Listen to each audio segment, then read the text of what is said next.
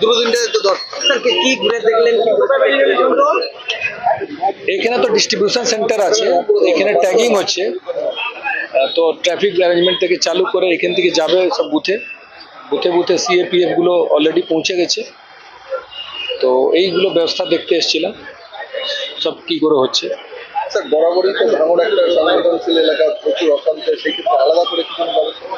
এইখানে তো যেটা বললাম মানে সেক্টর মোবাইল আছে, কিউআরটি আছে, সিএপিএফ কিউআরটি আছে, কিউআরটি বাদ দিয়ে মোটরসাইকেল কিউআরটি আছে, স্পেশাল কিউআরটি আছে।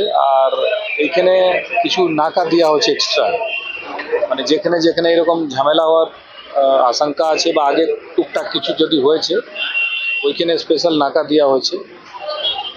আর আমাদের তো দুটো জেলা আছে এখানে আলাদা, একটা কলকাতা পুলিশ হলো, একটা বারুইপুর জেলা হলো।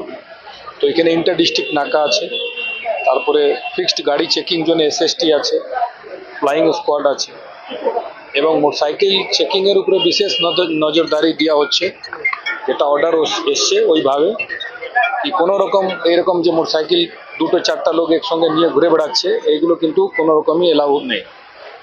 তো যারা ভোট দান করতে যাবে বা যারা কোনো ইমার্জেন্সি কাজের জন্য যাচ্ছে এর বাদ দিয়ে এরকম এরকম ঘোরাঘুরি কেউ করতে পারবে না। কতটা আশাবাদী শান্তিপূর্ণ আবার নির্বাচনের? আমরা অনেক সিজার হয়েছে, অনেক প্রিভেন্টিভ অ্যারেস্ট হয়েছে, আমরা আশা করছি সব শান্তিপূর্ণভাবে হোক। স্যার শুধুমাত্র ভাঙড় ডিভিশনে কতজন গ্রেপ্তার এখন পর্যন্ত? এই ফিগারটা বলতে পারছি না, কিন্তু প্রিভেন্টিভ অ্যারেস্ট অনেক হয়েছে, হাজারের বেশি হয়েছে। প্রসিকিউশন কত কথা হবে? বলতে পারছি না, নাম্বারটা মনে নেই।